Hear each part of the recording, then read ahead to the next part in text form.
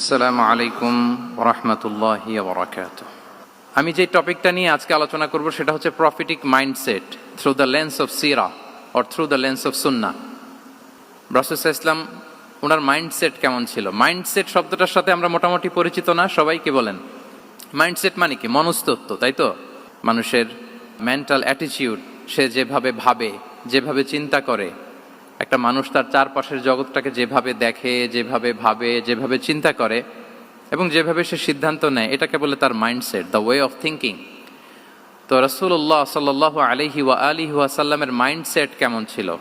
তিনি বিভিন্ন সিচুয়েশনে কিভাবে সিচুয়েশনটাকে ডিল করতেন, ওনার অ্যাপ্রোচ কেমন ছিল, কোন পরিস্থিতিতে কিভাবে রিয়্যাক্ট করতেন, কিভাবে রেসপন্স করতেন, কিভাবে থিঙ্ক করতেন, কিভাবে ডিসিশন মেকিং করতেন, এই টোটাল বিষয়টাকে আজকে আমরা prophetic mindset through the lens of সিরাতে কভার করবার চেষ্টা করবো ইনশাআল্লাহ। একটু ভারী টপিক, তারপরে খুব সহজ করে উপস্থাপন প্রেজেন্টেশন করতে পারলে এটা বোঝা যাবে ইনশাআল্লাহ বিইذنিল্লাহ।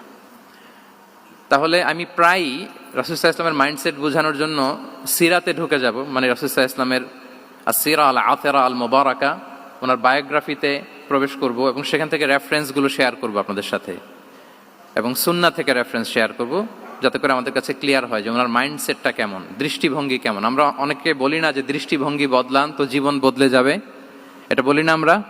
তার মানে এটা খুব গুরুত্বপূর্ণ, মাইন্ডসেট খুব গুরুত্বপূর্ণ। আমরা প্রফিটিক মাইন্ডসেট নিয়ে কথা বলবো ইনশাআল্লাহ। আমি আমার রিসার্চে 12টা মাইন্ডসেট খুঁজে পেয়েছি, based on my personal research.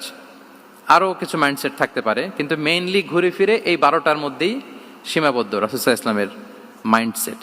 সেই 12টা মাইন্ডসেট কি কি, আমি পয়েন্টগুলো উল্লেখ করে আমি মূল আলোচনাতে প্রবেশ করছি।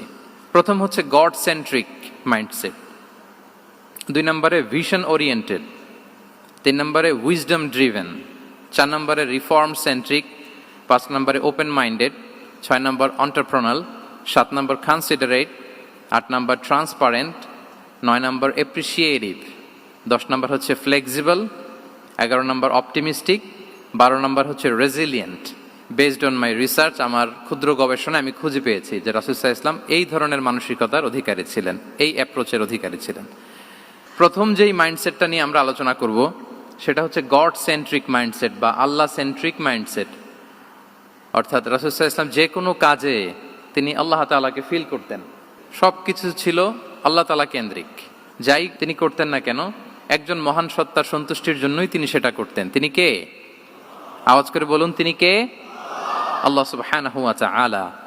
তার সন্তুষ্টির জন্যই তিনি সব কিছু করতেন এবং সব সময় তিনি এটা ফিল করতেন যে আমার আসল ভরসা স্থল হচ্ছে আল্লাহ তাআলা। আসল ভরসা স্থল কে?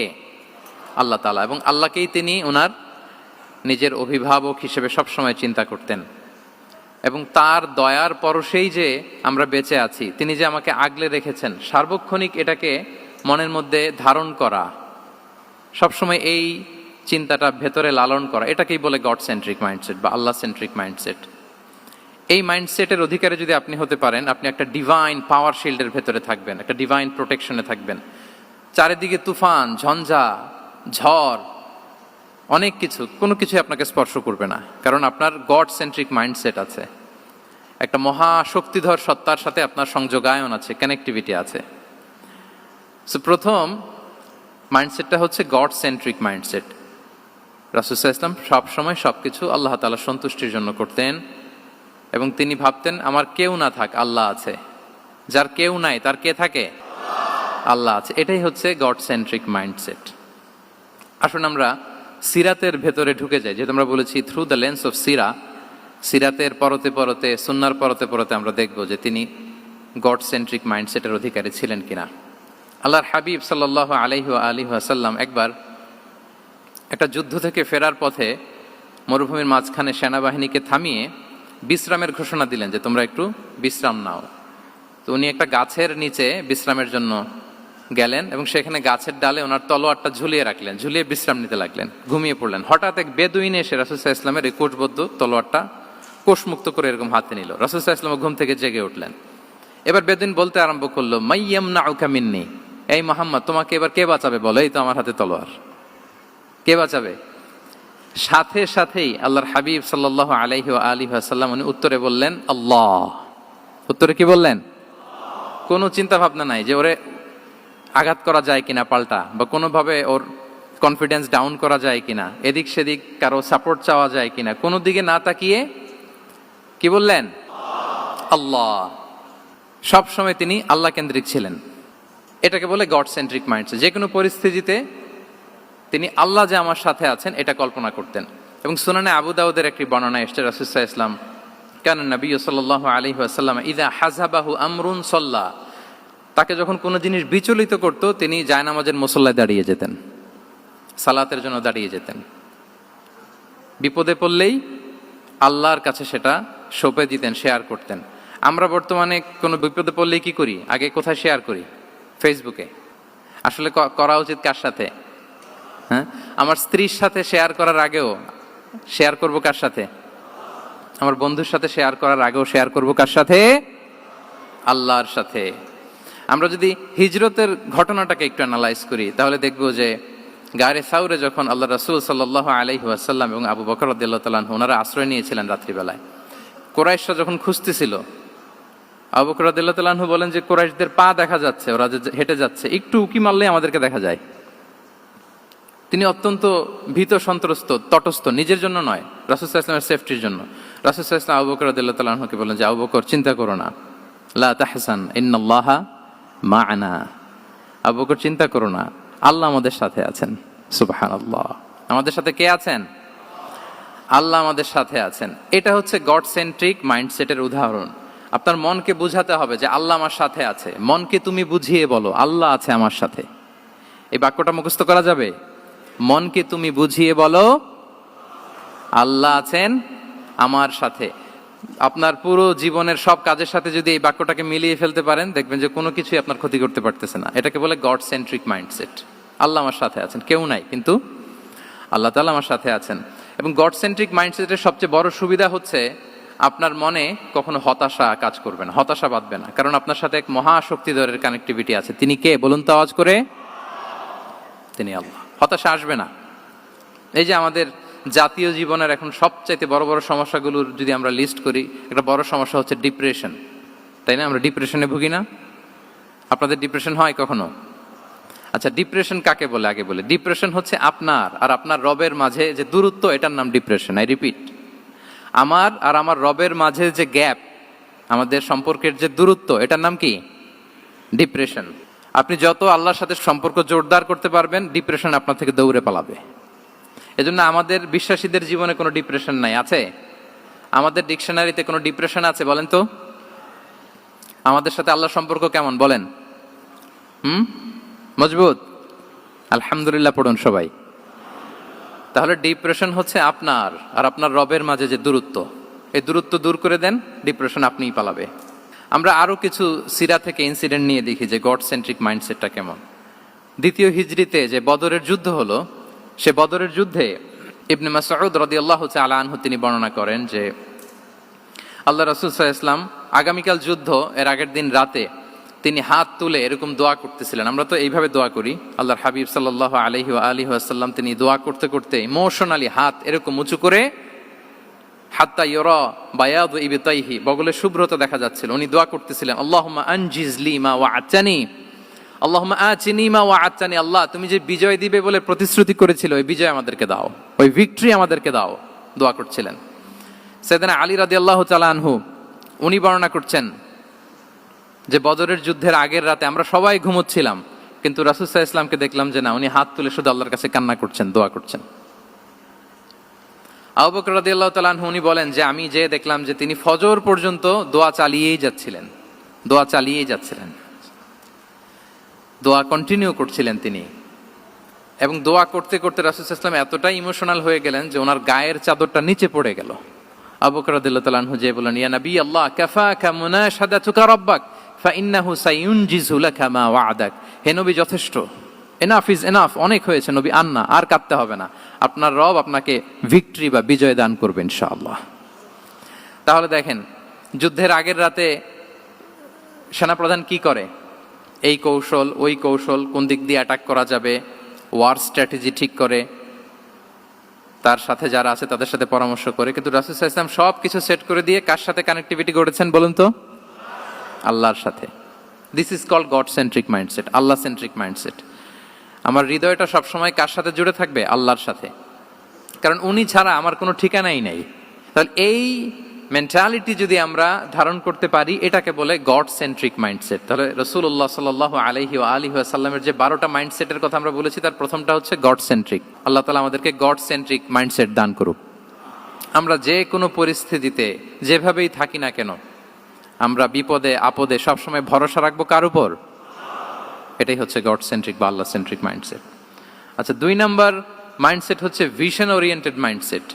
ভিশন ওরিয়েন্টেড মাইন্ডসেট মানে হচ্ছে যার মধ্যে দূরদর্শিতা আছে, ফার সাইটেডনেস আছে, who can anticipate the future, যে ভবিষ্যৎ আগাম অনুমান করে ফেলতে পারে, সামনের পরিস্থিতিকে আগাম অনুমান করতে পারার যে যোগ্যতা বা দীর্ঘমেয়াদী চিন্তা করতে পারার যে ক্যাপাসিটি, এটাকে বলে ভিশন ওরিয়েন্টেড মাইন্ডসেট। এটা আল্লাহ রাসূল সাল্লাল্লাহু আলাইহি ওয়া আলিহি ওয়াসাল্লামকে আল্লাহ তাআলা দান করেছেন।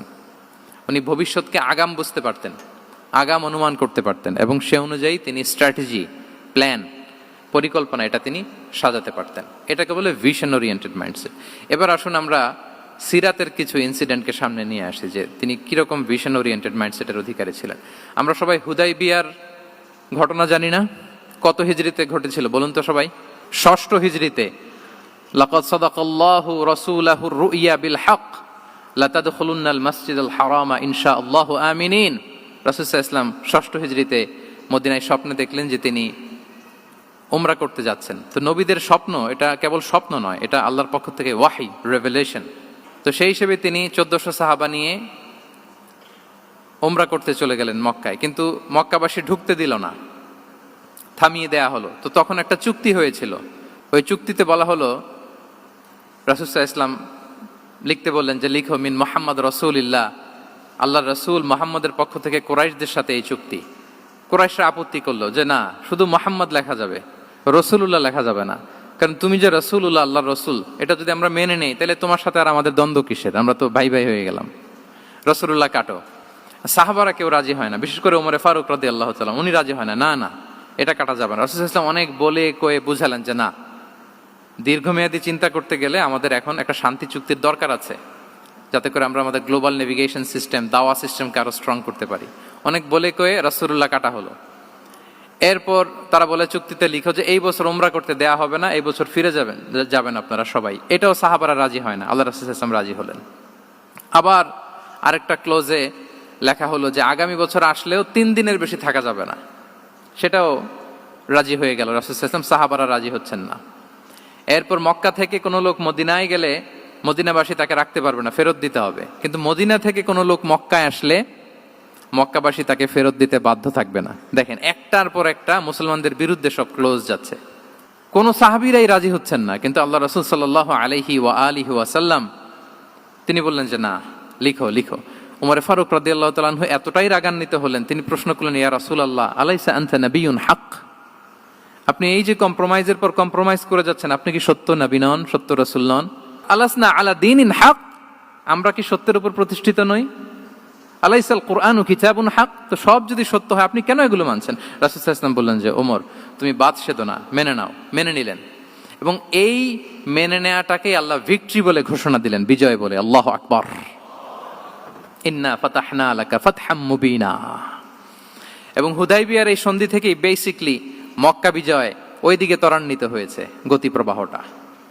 কারণ রাসূল সাল্লাল্লাহু আলাইহি ওয়াসাল্লাম অনেক দূর দেখেছেন, সাহাবারাই সামনের কিছু বিষয়ে তারা খেয়াল করছেন, কিন্তু রাসূলুল্লাহ সাল্লাল্লাহু আলাইহি ওয়াসাল্লাম তিনি অনেক দূর দেখতে পাচ্ছেন।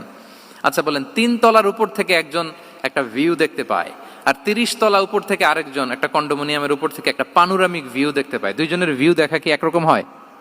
বলেন, একরকম হবে? কখনোই হবে না। তাহলে 30 তলার উপর থেকে যিনি দেখবে তিনি একটা পানোরামিক ভিউ দেখবে, দ্য টোটাল সিনারিও তার কাছে ক্রিস্টাল ক্লিয়ার হবে, যেটা সাহাবা রিদওয়ানুল্লাহি তাআলা আলাইহিম আজমাইন ওনাদের কাছে ক্লিয়ার ছিল না।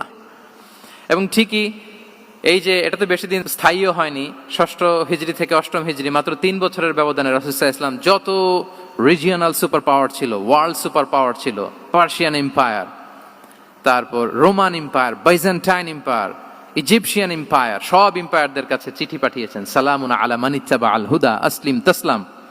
এবং ইসলামের এক্সপান্ড হয়েছে, ওনার গ্লোবাল নেভিগেশন সিস্টেম উনি চালু করেছেন। এর কারণ কি? উনি ছিলেন ভিশন ওরিয়েন্টেড মাইন্ডসেটের অধিকারী, দূরদর্শী, অনেক দূর দেখতে পেতেন, অনেক দূর তিনি দেখতে পেতেন, দীর্ঘমেয়াদী তিনি পরিকল্পনা করতে পারতেন। এটা হচ্ছে ভিশন ওরিয়েন্টেড মাইন্ডসেট যারা হয় তাদের ক্যারেক্টারিস্টিক্স বা ফিচার। আরো একটা উদাহরণ দেই, আপনারা কি বলতে পারেন আবিসিনিয়াতে নবুয়তি কত সালে সাহাবারা হিজরতে গিয়েছিল? বলতে পারবেন কেউ? হ্যাঁ, নবুয়তি কত সালে? 5ম সালে। হ্যাঁ, নবুয়তি 5ম বছর ওনারা আবিসিনিয়াতে, বর্তমানে যেটা ইথিওপিয়া বা ইরিত্রিয়া, সেখানে সাহাবারা হিজরতে গিয়েছিলেন।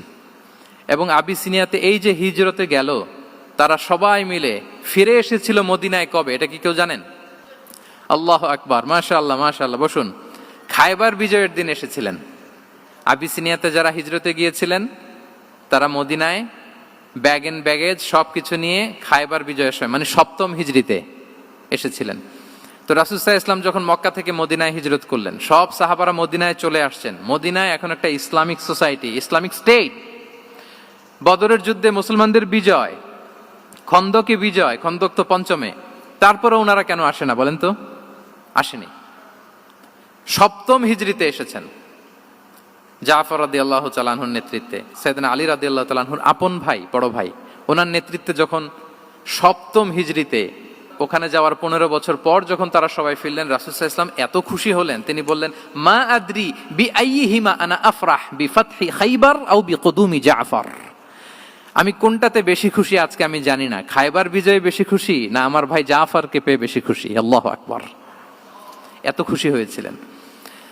তো এখন এমনি তো মনে প্রশ্ন জাগে যে রাসূল সাল্লাল্লাহু আলাইহি ওয়াসাল্লাম যখন মদিনায় চলে আসলেন, কোরআনের আয়াতগুলো নাজিল হয়, সালাত ফরজ হলো, যাকাত আসলো, সব হলো, একটার পর একটা হচ্ছে, ইসলামিক স্টেট, তো ওনারাই কেন আবিসিনিয়াতে পড়ে আছেন?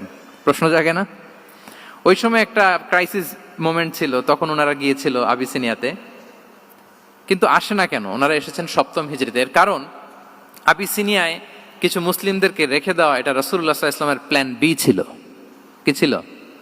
Plan B.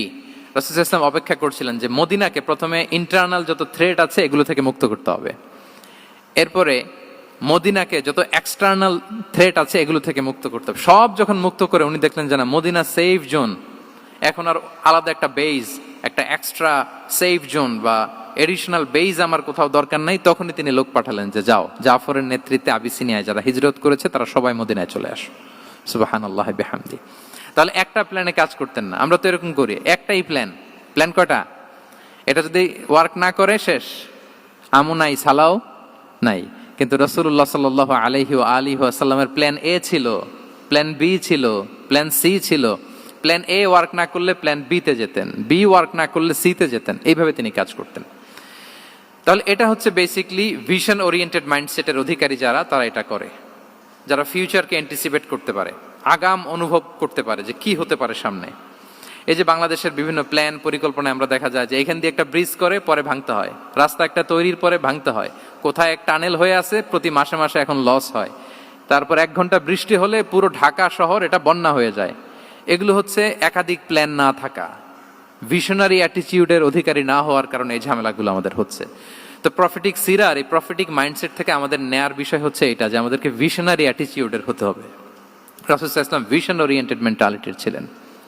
আগাম, আজ থেকে 50 বছর পরে বাংলাদেশে কি ক্রাইসিস হতে পারে, আজ থেকে ঠিক 100 বছর পরে বাংলাদেশে কি হতে পারে, ওই রোড ম্যাপকে সামনে রেখে আমাদেরকে প্ল্যান করতে হবে। এটাকে বলে ভিশন ওরিয়েন্টেড মাইন্ডসেটের অধিকারী হওয়া। 3 নাম্বার হচ্ছে উইজডম ড্রিভেন মাইন্ডসেট। উইজডম মানে হচ্ছে প্রজ্ঞা। প্রজ্ঞা কি? জ্ঞান আর কমন সেন্স দুইটা একসাথে হইলে ওইটারে প্রজ্ঞা বলে। When the knowledge and common sense join together, it reflects as wisdom. আপনার জ্ঞান এবং আপনার কমন সেন্স একসাথে হইলে ওইটা উইজডম হয়ে যায়। রাসূল সাল্লাল্লাহু আলাইহি ওয়াসাল্লাম ছিলেন প্রজ্ঞায় সমৃদ্ধ এক মননের অধিকারী। ওনার সব কিছুতেই প্রজ্ঞা ছিল। উইজডম ইন গিভিং অ্যাডভাইস, উপদেশ দেওয়ার সময় ছিল। উইজডম ইন পলিসি মেকিং এর সময় সেখানে প্রজ্ঞা ছিল। Wisdom in action strategic plan, কোনো স্ট্র্যাটেজিক প্ল্যানের ক্ষেত্রে প্রজ্ঞা ছিল। রাসূল সাল্লাল্লাহু আলাইহি ওয়াসাল্লাম একই প্রশ্নের উত্তর এক একজনকে এক একভাবে দিতেন। অনেক সাহাবারা জিজ্ঞেস করতেন যে রাসূলুল্লাহ একই প্রশ্ন, একে বললেন এইটা, ওরে বললেন ওইটা, ওরে বললেন আরেকটা, এটা কেন? তো রাসূল সাল্লাল্লাহু আলাইহি ওয়াসাল্লাম বললেন যে আমি জানি ওর কিসে ঘাটতি, আমি জানি ওর কি প্রয়োজন, আমি জানি ওকে কোন নাসিহাটা দিলে কাজ করবে, ফলে এক একজনকে আমি এক একভাবে ক্লারিফাই করেছি। আল্লাহু আকবার। This is called wisdom. আচ্ছা, উইজডম, রাসূল সাল্লাল্লাহু আলাইহি ওয়াসাল্লাম যে উইজডম ড্রিভেন মাইন্ডসেটের অধিকারী ছিলেন, এটার কয়েকটা এক্সাম্পল আমরা সিরাত থেকে দেখি। মক্কা বিজয় হয়েছে কত হিজরিতে? অষ্টম হিজরিতে যখন মক্কা বিজয় হলো, তখন রাসূল সাল্লাল্লাহু আলাইহি ওয়াসাল্লাম আম্মাজান আয়েশার সাথে গল্প করছিলেন আর বলছিলেন, আয়েশা, লাউলা হাদাসাতু আহদি কওমিকা বিল কুফরি লা নাকাতুল কাবাতা ওয়া লা জাআলতুহা আলা আসাসি ইব্রাহিম। আয়েশা, তোমার এই মক্কাবাসী, তোমার এলাকার লোকজন যদি একটা কেওস সৃষ্টি না করতো, তাহলে কাবার যে আসল শেপ, আমি ওই আসল শেপে এটাকে ফেরত নিতাম, কিন্তু নিতে গেলে এখন একটা ঝামেলা বাঁধবে, এজন্য নিব না। ব্যাপারটা হচ্ছে, আমরা এখন যে কাবাটাকে দেখি, এটা হচ্ছে স্কয়ার আকৃতির। স্কয়ার মানে কি? বর্গাকৃতি, তাই তো?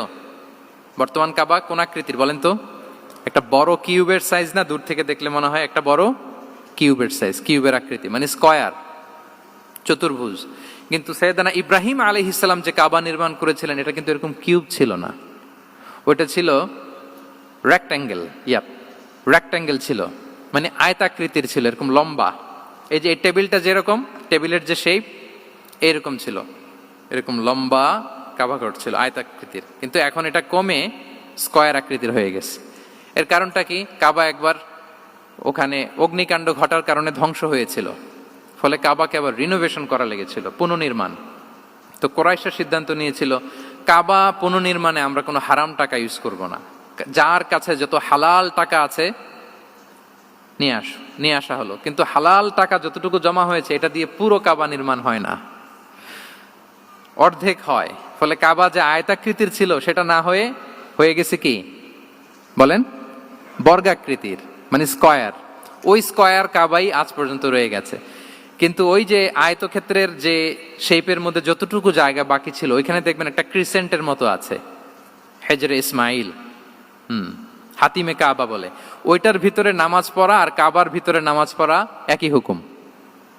ওইটার ভিতরে নামাজ পড়া আর কাবার ভিতরে নামাজ পড়া কি একই হুকুম। ফলে ওই হাতিমের ভেতরে ফরজ সালাত আদায় হয় না, নফল সুন্নাত পড়া যায়। এমনকি কাবার ভেতরেও ফরজ সালাত আদায় করলে আদায় হবে না, কারণ নামাজের ফরজের মধ্যে একটা ফরজ হচ্ছে ইলা জিহাতিল কাবা, টু দ্য ডাইরেকশন অফ কেবলা। আপনার কেবলা মুখী হইতে হবে না। আপনি তো কাবার ভিতরে ঢুকে গেছেন, এখন কাবা কোন দিকে? কাবা তো নাই, বের হইতে হবে। বের হয়ে কাবা মুখী হলে সালাত হবে। I think you got the point.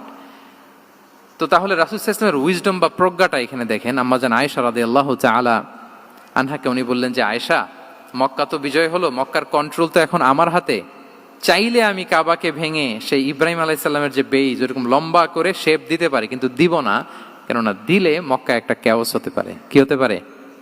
কারণ তারা একেবারে ভেরি রিসেন্ট মুসলমান হয়েছে, তারা না বুঝেই বলবে যে সেই আদি কাবা, মুহাম্মদ এই কাবার অপমান করেছে, কাবাকে ভুলুণ্ঠিত করেছে, সম্মানকে নষ্ট করেছে, এরকম একটা কোশ্চেন রাইজ করতে পারে। এই জন্য আমি করলাম না। সুবহানাল্লাহ। This is called wisdom. এটাকে কি বলে? প্রজ্ঞা। এটাকে প্রজ্ঞা বলে।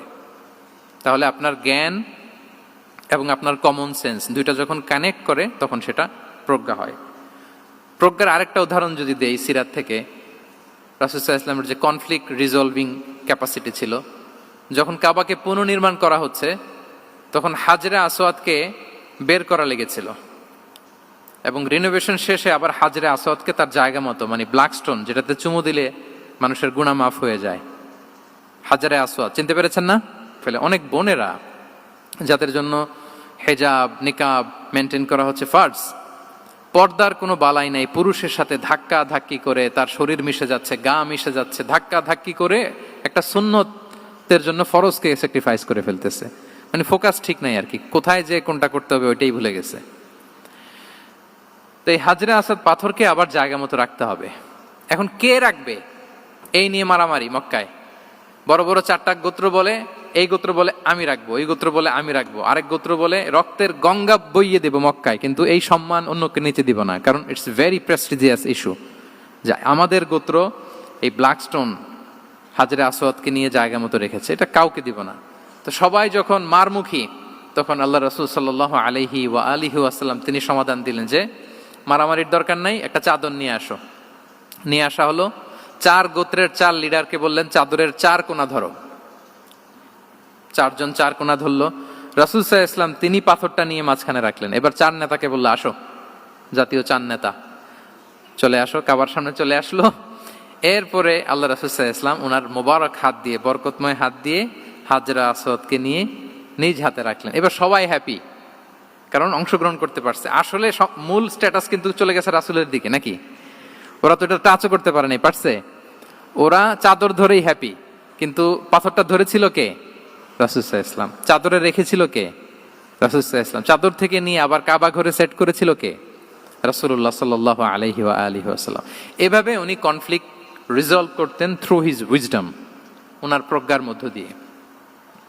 আমরা যদি তায়েফের ঘটনা দেখি, রক্তাক্ত হয়েছেন, পাহাড় রক্ষী ফেরেশতারা এসে বলেছে, রাসূলুল্লাহ জাস্ট অর্ডার করেন, আমরা কোলাপস করব এমন ভাবে the entire Taif city will be collapsed, একেবারে স্ম্যাশ করে দিব, পাউডার হয়ে যাবে। রাসূল সাল্লাল্লাহু আলাইহি ওয়াসাল্লাম বললেন, না, বাল আরজু আন ইউখরিজাল্লাহু মিন আসলাবিহিম মান ইয়াবুদুল্লাহ ওয়াহদাহ ওয়া লা ইউশরিকু বিহি শাইআ। তিনি বললেন, না, ওদেরকে ধ্বংস করে দিও না, ওদেরকে ধ্বংস করলে লা ইলাহা পড়বে কে? সুবহানাল্লাহ। কি উইজডম ড্রিভেন ছিলেন উনি।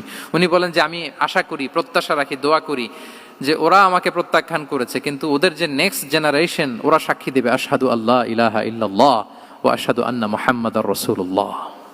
এবং তাই হয়েছে। এখন তায়েফে যান, চারদিক থেকে আল্লাহু আকবার ধ্বনিতে মুখরিত তায়েফ, এবং এত চমৎকার শহর, এটা একটা ট্যুরিস্ট ডেস্টিনেশন হয়ে গেছে। সৌদি আরবিয়াতে যারা যায়, তায়েফ না গেলে লোকদের ভালো লাগে না।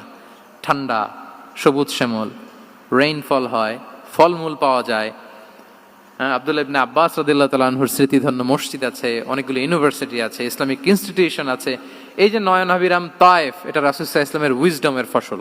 ওই দিন যদি রাগের চোটে বলতো যে হ্যাঁ দাও, স্ম্যাশ করে দাও, তাইলে এই যে যারা শাহাদা পড়েছে, নও মুসলিম হয়েছে, এটা কিন্তু হতো না। তাহলে এটা হচ্ছে রাসূল সাল্লাল্লাহু আলাইহি ওয়াসাল্লামের প্রজ্ঞার একটা উদাহরণ। আর একটা উদাহরণে যাই।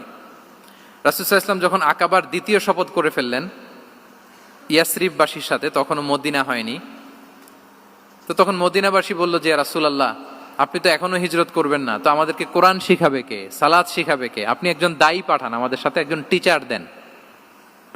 রাসূল সাল্লাল্লাহু আলাইহি ওয়াসাল্লাম তখনও মদিনাতে হিজরতে যাননি, আমাদের সাথে একজন দায়ী পাঠাবেন। তো রাসূল সাল্লাল্লাহু আলাইহি ওয়াসাল্লাম একজনকে দায়ী হিসেবে পাঠিয়েছিলেন। বলেন ওই দায়ীর নাম কি? কি নাম?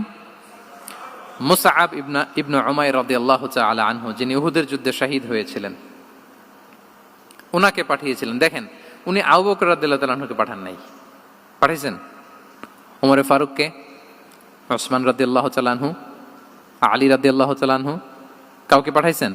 কারে পাঠালেন? মুসআবকে। এর কারণ হচ্ছে উনি দেখতে খুব স্মার্ট ছিলেন, খুব ড্যাশিং ফেসের অধিকারী ছিলেন, মক্কার এলিট ফ্যামিলির একজন যুবক ছিলেন, এবং উনি সবচাইতে দামি দামি পারফিউম কালেক্ট করে ওইটা দিতেন। উনি মক্কার কোনো রাস্তা দিয়ে হেঁটে গেলে লোকজন বুঝতো এই রাস্তা দিয়ে কিছুক্ষণ আগে হেঁটে গিয়েছে মুসআব ইবনে উমাইর। সুবহানাল্লাহ। আমরা বাংলায় বলি না যে আগে দর্শনদারি পরে গুণবিচারী?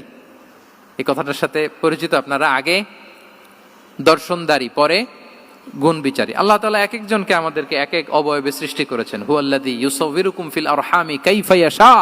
আল্লাহর একটা নাম হচ্ছে তিনি আল মুসাউবির, দ্য ডিজাইনার। মায়ের গর্ভে থাকতেই আমাদের কার চেহারা, কার কণ্ঠস্বর, কার স্কিন কালার, কে কিরকম হব, সব ফিক্স তিনি ঠিক করে দিয়েছেন। এটা আল্লাহর দেয়া। কিন্তু রাসূল সাল্লাল্লাহু আলাইহি ওয়াসাল্লামের উইজডমের ব্যাপার হচ্ছে তিনি আবু বকর রাদিয়াল্লাহু তাআলা আনহু, ওমর রাদিয়াল্লাহু তাআলা আনহু, ওসমান আলী, কাউকে চুজ না করে কাকে পাঠালেন? মুসআব ইবনে উমাইরকে। যে তাকে দেখলেই সবাই আগে পাগল হয়ে যায়, মানে ইমপ্রেস হয়ে যায়। হ্যাঁ, ফার্স্ট ইমপ্রেশনটা তার খুব ভালো, খুব ভালো। উনি মুসআব ইবনে উমাইরকে পাঠালেন, এবং যেই প্ল্যান সেই কাজ। উনি যে পুরো মদিনা কাঁপায় ফেলছেন, মাশাআল্লাহ। মদিনার ঘরে ঘরে উনি ইসলামের বার্তা পৌঁছে দিয়েছেন, এবং স্বয়ং রাসূলুল্লাহ সাল্লাল্লাহু আলাইহি ওয়াসাল্লামের আগে তিনি মদিনাতে জুমার নামাজ পড়েছিলেন। কারণ জুমার বিধান আসছে, কিন্তু মক্কা এমন একটা ল্যান্ড যেখানে এখনো জুমা পড়া আবশ্যক হয় নাই, চারদিকে কুফর বেষ্টিত। তো রাসূল সাল্লাল্লাহু আলাইহি ওয়াসাল্লাম লোক পাঠিয়েছেন যে জুমার বিধান এসছে, মুসাব তুমি কিন্তু মদিনায় যারা আছে তাদেরকে নিয়ে জুমা পড়ে ফেলো। তো মুসাব রাদিয়াল্লাহু তাআলা আনহু স্বয়ং রাসূলুল্লাহ সাল্লাল্লাহু আলাইহি ওয়াসাল্লামের আগে রাসূল সাল্লাল্লাহু আলাইহি ওয়াসাল্লামের পারমিশন নিয়ে মদিনাতে জুমা কায়েম করে ফেলছে। সুবহানাল্লাহি ওয়া বিহামদিহি। দেখেন, উইজডম ড্রিভেন পার্সোনালিটির অধিকারী ছিলেন, প্রজ্ঞার অধিকারী ছিলেন, অন্য কাউকে পাঠাননি। কাকে পাঠিয়েছেন? মুসআব ইবনে উমাইর।